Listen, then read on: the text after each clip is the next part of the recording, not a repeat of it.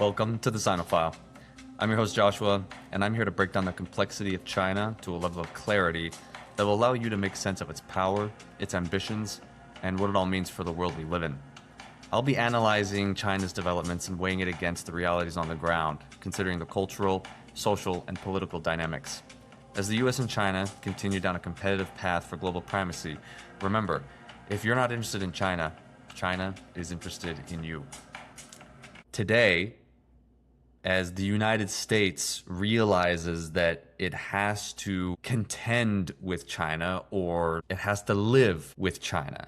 I don't even want to use the word coexist, but it realizes that China's influence is not going to just go away. It will be a contender for the rest of our lives. And what really upsets the Chinese more than anything, and the Americans are aware of this, is when the United States sells weapons to Taiwan. And it started doing this ever since Taiwan became a nation, essentially. After the Chinese Civil War in 1949, they became separate governments, and the United States recognized Taiwan as China in the UN and in international organizations. And it wasn't until 1979, following 1972, when Nixon went to visit China with Kissinger paving the way, that they would officially be recognized as China in the international sphere. In that period,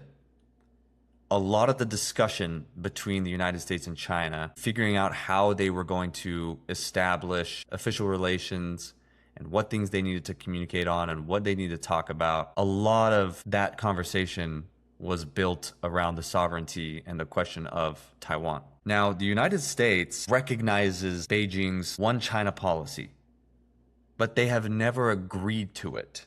And even to this day, we've been actually seeing in the past few weeks the United States President Donald Trump uphold the long-standing policy of strategic ambiguity, where the United States doesn't show its cards by saying whether they will or they won't come to defend Taiwan if China attacks. And that dates all the way back to when the United States was establishing official relations with China, in the verbiage, in the agreements, in the communiques as they're officially known, one in 72, one in 79, and one in 82.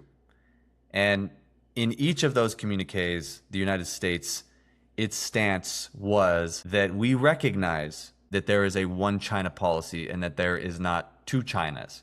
Because before that diplomatic relationship was established, those two were contending for the representation of China on the international stage. Taiwan's official name is the Republic of China, and China's official name is the People's Republic of China.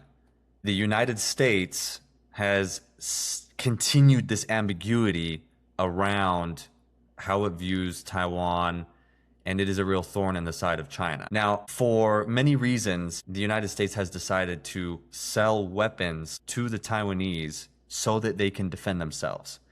And in these three communiques, there is a lot of definition, and well, not even just definition, but explicitly stating that the United States will support a peaceful reunification.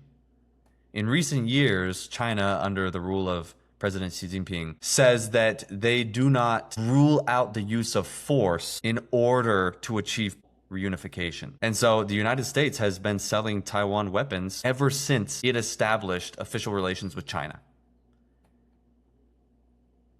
In 1982, in that last third communique, the Chinese wanted the United States to stop selling arms, but the United States only agreed to, in the future, reducing arms sales in an effort to help realize peaceful reunification. And since Xi Jinping took power in China, that is just more and more obvious that it's never going to happen. And I mean never. The Chinese have completely ruined the opportunity to peacefully reunify with Taiwan. It is over. I mean, it's just a failure for China. There is no way that they will ever get Taiwan under their control, ever. Really. It will never happen. So in 82, the United States Congress, like a lot of politicians in America at the time, they don't like communism. And so they still want to keep those ties with Taiwan. And they passed the Taiwan Relations Act, which allows the United States to continue to sell military weapons to Taiwan.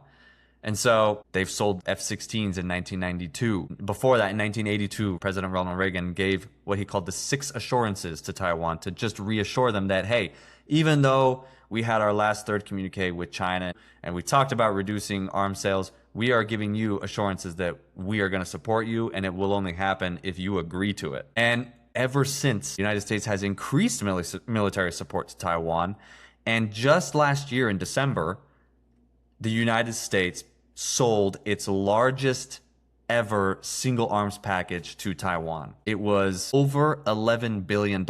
And then what happened shortly after that? The ball. The US-China ball with all the tech billionaires that are terrifying. And for years, the United States and China were not talking. The militaries even stopped talking at some point. They had to reestablish head-to-head military talks. There was a complete discontinuation of communication. And according to U.S. Ambassador to China, Nicholas Burns, throughout the post-COVID years, the United States was wanting to retain communication with China, and China is the one who cut it all off. And the way that the United States has reeled China back in to keep them close is by selling the largest ever weapons deal to Taiwan in history, over $11 billion. And right now, there is an even bigger arms package that is pending and paused that is destined for Taiwan. And why is it pending? Because of the summit, which I refer to as a ball. But behind the scenes of this ball between Beijing and Washington is the threat, is the, no pun intended, trump card that we sold the highest weapons package to Taiwan in December. And we're going to do it again unless you come to the table and talk to us. So again, remember, this is not a hit on China for cutting off communication, because it is a strategy of the United States to reel China in, to keep their enemy closer. I mean, all the China hawks that we know, Secretary of State Marco Rubio, Secretary of War Pete Hegseth, they didn't just change their minds when they went to the Beijing ball. They are still China hawks. They are just putting on a poker face because behind the scenes, they are holding that weapons package, which is the biggest in the history of Taiwan-US relations, over the Chinese heads, and saying, if you don't come back to the table, that December sale is going to be the second largest weapons package to Taiwan. And that is really why China came back to the table to welcome Trump, who started a trade war with China, who doesn't reciprocate what she wants. I mean, that is a huge behind the scenes that nobody is talking about, is this weapons sale. And the fact that this meeting took place does not in any way mean that the United States will cancel their weapons, their planned weapons package to Taiwan. It just is a matter of size. If you come and talk to us, we might reduce it. If you come to certain agreements with us, if you buy this amount of soybeans and Boeing jets and H-200s from Jensen Huang, then we will lower what's on the itemization list of weapons for Taiwan. But that sale is going to happen no matter what. That sale has to happen. Otherwise, the United States has absolutely no legitimacy in Asia Pacific anymore, because allies are watching, especially Prime Minister Takaishi. And that is really what is so interesting about the United States reeling in China, because they're the ones who cut off the communication. They did not want to be talking to the United States. They believe that the fall of the West is inevitable and the rise of the East, kind of like this manifest destiny that China is destined to lead the world and be the global hegemony. So they don't need to talk to the United States and have any guardrails. They don't need to talk to them about AI or tech, because a lot of it is being stolen and developed on their own, and so they don't play by the rules, that are written by the West, because if they do, they'll be at a disadvantage. So there's no real serious, genuine interest for China to come to the table unless it is about, okay, you're gonna minimize that weapon sale to Taiwan if we talk. All right, then let's talk. The United States wants to keep China close. They want to keep communication to the levels that it was, as it always has been, because of that simple phrase and that simple logic that we all are familiar with in the West. You keep your friends close, you keep your enemies closer. Previous ambassador to China, John Huntsman, has said the same thing. That in no way was that disconnect in communication between the two governments because the Americans wanted it. It was 100% what the Chinese wanted.